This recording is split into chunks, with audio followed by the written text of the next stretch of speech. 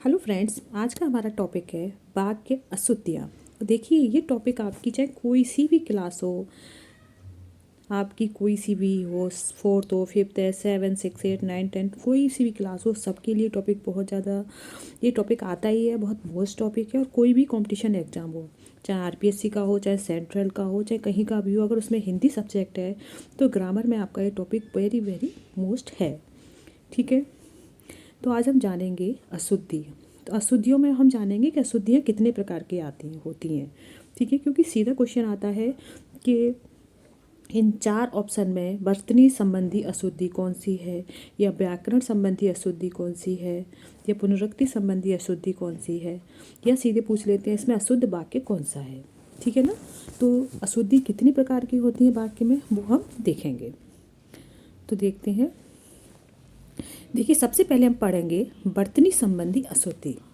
ठीक है, वर्तनी संबंधी अशुद्धि क्या होती है बच्चों? कि वर्तनी संबंधी अशुद्धि शब्द से संबंधित है। शब्द से संबंधित अशुद्धियाँ होती हैं जब आप वाक्य में कोई शब्द अशुद्ध लिख देते हैं। ठीक है, अशुद्ध मीन्स गलत लिख देते हैं, उस वाक्य में वर्तनी संबंधी अशुद्धियाँ होती हैं। ठीक है, और आपका वाक्य पूरा अशुद्ध कहलाता है। जैसे कि देखिए वर्तनी संबंधी अशुद्धियाँ। देखिए, इतिहास, जबकि शुद्ध शब्द है ऐतिहासिक। ठीक है, अगर ऐतिहासिक की जगह आपने ऐतिहासिक लिख दिया या ऐतिहासिक लिख दिया तो ये शब्द आपके क्या हो जाएंगे? अशुद्ध। और इन अशुद्ध शब्दों के कारण जो आपका एक वाक्य है वो भी अशुद्ध कहलाएगा। ठीक है, अगर जैसे वाक्य आता है एग्जाम में तो उसमें पूछते हैं, चार दे देंगे, इसमें एक शुद्ध दे देंगे, तीन अशुद्ध लिख देंगे और पूछेंगे इसमें से शुद्ध वाक्य कौन सा है। अगर आपको पता है कि ऐतिहासिक ऐतिहासिक ऐसे लिखते हैं तो आप तुरंत पहचान लोगे। ठीक है ना। ये होती है अशुद्ध वाक्य की पहचान। जैसे कि आशीर्वाद, आशीर्वाद शुद्ध आशीर्वाद वाक्य शब्द क्या है? ये। और जबकि अशुद्ध कभी कभी कोई गलत ऐसे भी लिख देता है तो ये आपके अशुद्ध माने जाएंगे। ठीक है।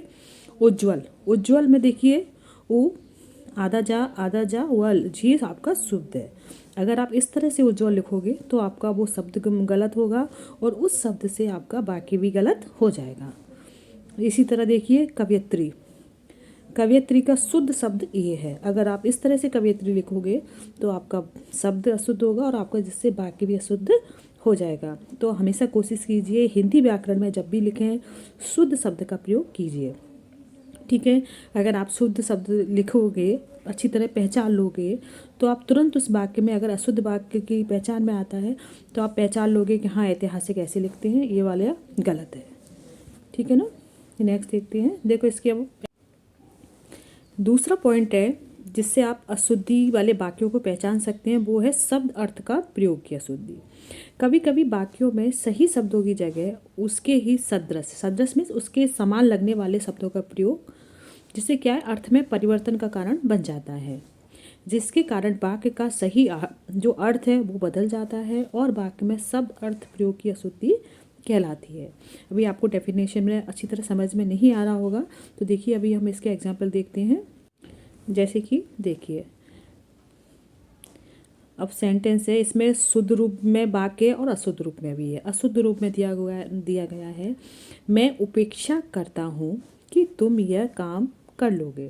तो देखिए, तुम यह काम कर लोगे, ये शब्द का प्रयोग गलत किया गया है, जबकि क्या होना चाहिए? मैं अपेक्षा करता हूँ। अपेक्षा मीन्स आपसे उम्मीद करता हूँ कि तुम यह काम कर लोगे। ठीक है ना। तो इस तरह से आपको पता होना चाहिए कौन से शब्द का प्रयोग कहाँ करना है। ठीक है। जैसे कि दूसरा एग्जाम्पल है, मैंने अपना गृह कार्य कर लिया। तो देखिए, गृह कार्य ये गलत है।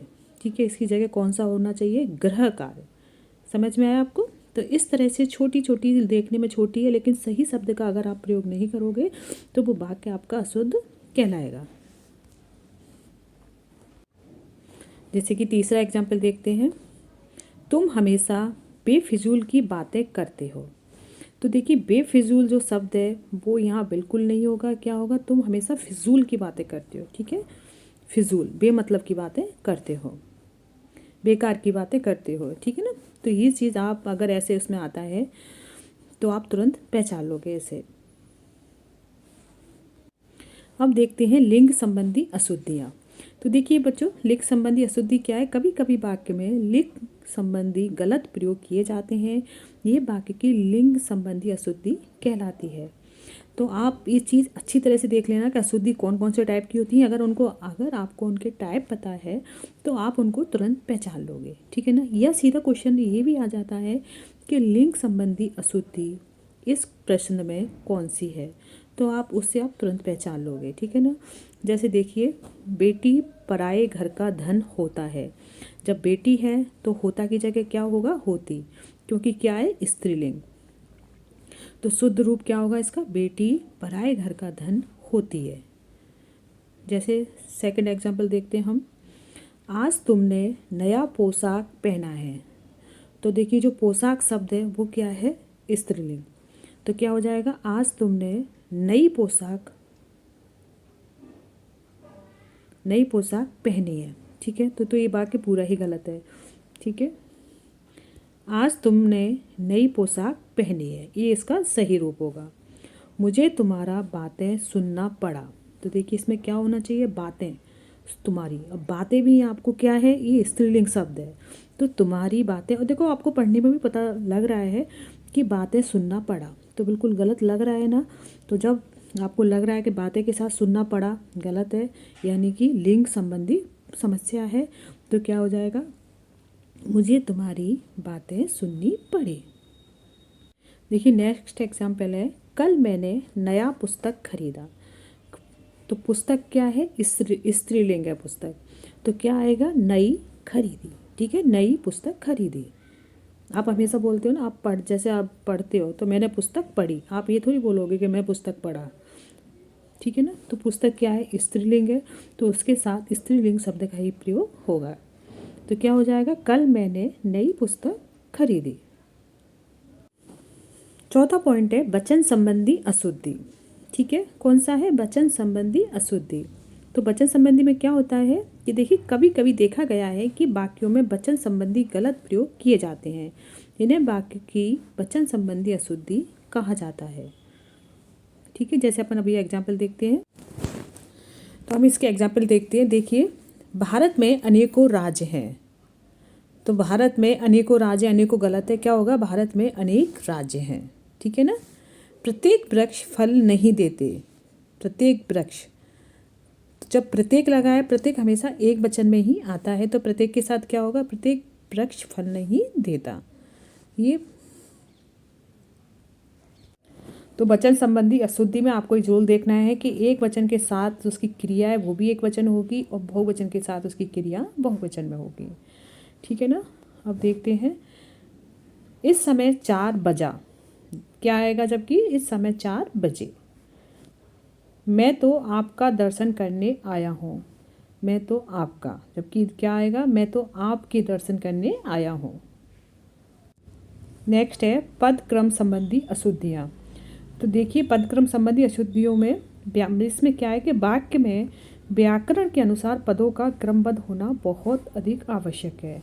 पदों के उचित क्रम में ना होने पर उसके भाव या अर्थ स्पष्ट नहीं रहते, इसे पद क्रम संबंधी अशुद्धियाँ कहते हैं। जैसे अभी अपन एग्जाम्पल में देखते हैं। तो देखो बच्चों, पहले तो आपको क्लियर होना चाहिए कि जब भी आप वाक्य देखें उसमें सबसे पहले कर्ता, जिसे कि सब्जेक्ट कहते हैं, प्लस कर्म, जो वो कार्य कर रहा है, और प्लस क्रिया, इस क्रम में आपका पूरा वाक्य होना चाहिए। अब ये सेंटेंस है, ये वाक्य है, जाता वह बाजार है। तो इसका कर्ता कौन है? वह, ठीक है। जाता वह बाजार है, तो क्या होना चाहिए? वह बाजार जाता है, ठीक है ना। सबसे पहले क्या आएगा? कर्ता। कर्ता क्या है? वह, ठीक है। फिर कर्म, अंत में क्या आ रहा है? क्रिया। यद्यपि दोनों वाक्यों के सभी शब्द समान हैं, किंतु पहले वाक्य में सही पद क्रम की कमी है, जबकि दूसरा वाक्य उचित पद क्रम के अनुसार है, जैसे कि मैंने अभी आपको बताया। नेक्स्ट देखिए, शहीदों का देश सदा आभारी रहेगा। तो देखिए, पूरा ही सेंटेंस उलट पुलट कर दिया है, जबकि क्या होगा? देश शहीदों का सदा आभारी रहेगा, ठीक है, गाय का ताकतवर दूध होता है। जबकि क्या सेंटेंस होगा, गाय का दूध ताकतवर होता है। ठीक है, अपनी बात आपको मैं बताता हूँ। जबकि क्या होना चाहिए, करता क्या है इसका, मैं आपको अपनी बात बताता हूँ। ध्यानपूर्वक विद्यार्थियों को पढ़ाई करनी चाहिए। जबकि ये देखिए, विद्यार्थियों को ध्यानपूर्वक पढ़ाई करनी चाहिए। तो इस तरह से आप सेंटेंस आराम से पहचान लोगे कि कौन सी वर्तनी संबंधी है, कौन सी लिंग संबंधी है, कौन सी सारी चीज़ें आपको समझ में आ जाएंगी। और इसकी आगे के हम अशुद्धियाँ हैं उन्हें हम नेक्स्ट वीडियो में देखेंगे। तो धन्यवाद फ्रेंड्स। अगर आपको वीडियो अच्छी लगी हो तो प्लीज़ वीडियो को लाइक करें। चैनल को अगर अभी तक सब्सक्राइब नहीं किया हो तो सब्सक्राइब करना ना भूलें।